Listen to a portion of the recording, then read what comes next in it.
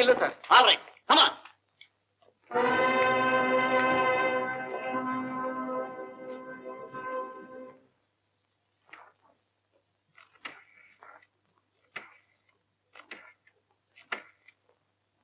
Hello, is it police station?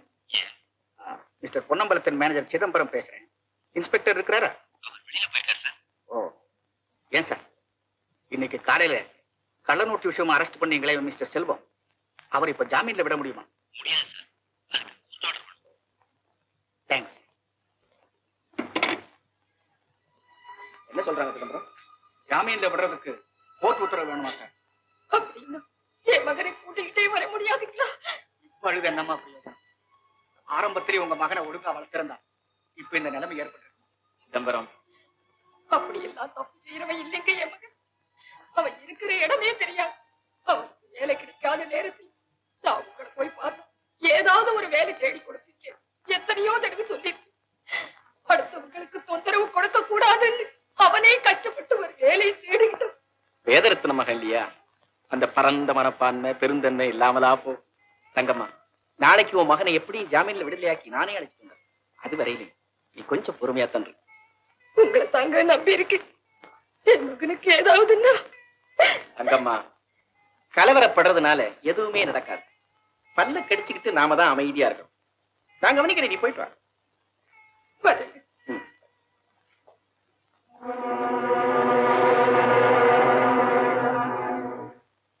ஏன்பா பார்த்தா படிச்சவன் மாதிரி இருக்க, நீ எப்படி இங்க வந்த? கொஞ்சம் சும்மா இரு, எனக்கு தொந்தரவு செய்யாது. சும்மா குழப்பிக்கிட்டு இருக்காத. மனசை திறந்த விஷயத்த வெளியில சொன்னாதான் உன் கவலையும் தீரும், மனசுக்கு ஒரு ஆறுதலையும் ஏற்படும். எனக்கு ஆறுதல் நினைச்சாலே என் நெஞ்சம் குமுறுது. இருக்கிற ஒரு வீட்டை அடமானம் வச்சு என்னை பட்டதாரி ஆக்கினா எங்க அம்மா. கடன் அடைக்கிறதுக்காக இரவு பகலா பாடுபட்டு சிறுக சிறுக சேர்த்த பணத்தை எடுத்துக்கிட்டு பேங்குக்கு போறேன். என்கிட்ட சில்லறை கேட்க வந்தா ஒரு 6 விரல்காரன்.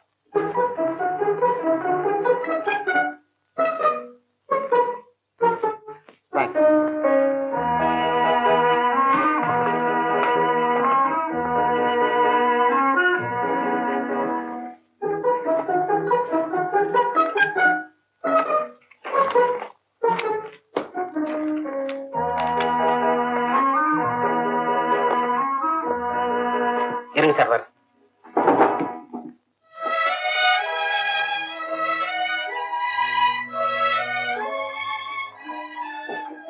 மிஸ்டர், உங்களை ஏஜென்ட் பார்க்கணும்.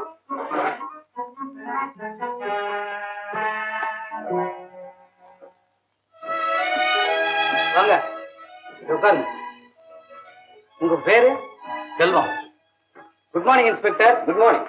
இவர்தான் ரொம்ப சாமர்த்தியமா கட்ட வேண்டிய பணத்தோட 2 கள்ள 100 ரூபாய் நோட்டையும் சேர்த்து கொடுத்துட்டாரு. கள்ள நோட்டா? சார் நடங்க ஸ்டேஷனுக்கு. சொல்ல வேண்டியதெல்லாம் அங்க வந்து சொல்லுங்க. நடந்ததை சொல்றேன். உண்மை தெரிஞ்சுங்க சார்.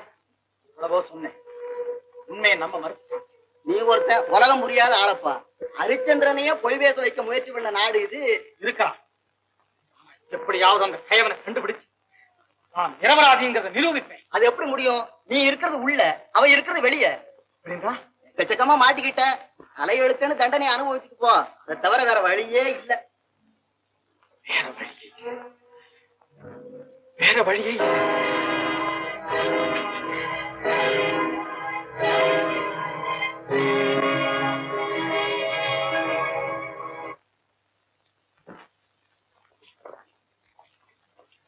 வாங்க சார். Hello Joseph.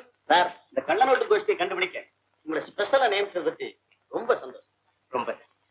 ஆமா, இது சம்பந்தமா நேற்று யாரையும் நீங்க அரெஸ்ட் பண்ணீங்களாமே, அவங்க கிட்ட இருந்து ஏதாவது? சார், நான் எவ்வளவோ ட்ரை பண்ணேன். ஆனா அவன் ரொம்ப எக்ஸ்பர்ட்டா இருக்கான். சொன்னதையும் திருப்பி திருப்பி சொல்றானே தவிர வேற எந்த விஷயமும் வரமாட்டேன். இருக்கட்டு இருக்கு. அவன் வாயாலே அவன் கூட்டத்தை பத்தி உண்மையை நான் சொல்ல வைக்கிறேன். முதல்ல தட்டு ஓட்டா சார்.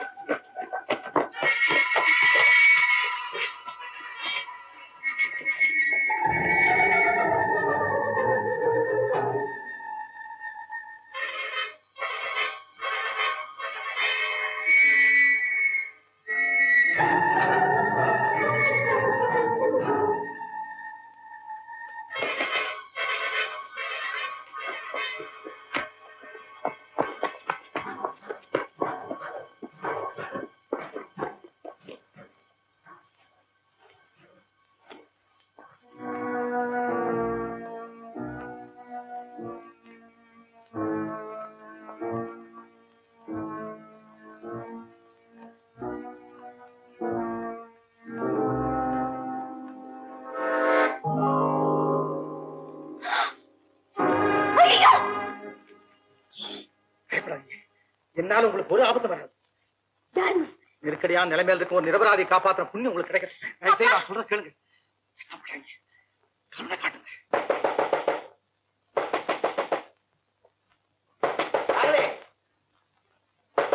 ஏன்பா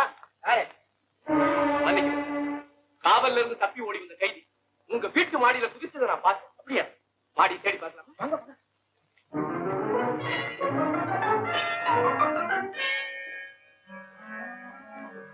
அப்பா அப்பா வாங்கப்பா சீக்கிரம் வாங்க. என்னம்மா? இதோ இங்க பாத்தீங்களா உங்க மாப்பிள்ளை. மாப்பிள்ளை என்ன சொல்றமா? ஆமாப்பா திடீர்னு குளிர் ஜரம் வந்துச்சு. கை கால் நடுங்குது. வந்து டாக்டர் போன் பண்ணி ஒரு கிளப்புக்கு போயிட்டாங்க. அவன் இங்க இருந்து தப்பிச்சிட்டான். இந்த மாதிரி திருட்டு பசங்களை விடவே கூடாது சார். Yes sir. நான் வரேன்.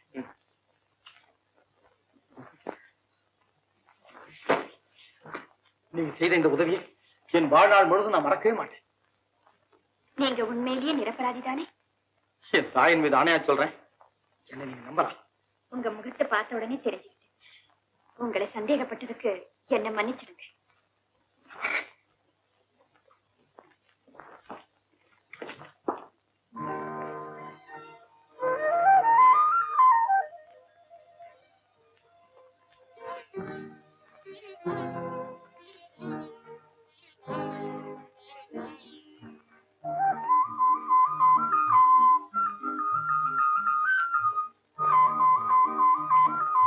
நான் வரேம்மா.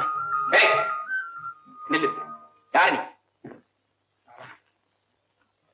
செய்யாத குற்றத்துக்காக பழி சுமந்து தெரியும் ஒரு அப்பா. உன் பேரு? செல்வம். தங்கம்மா மகனா? ஆமா.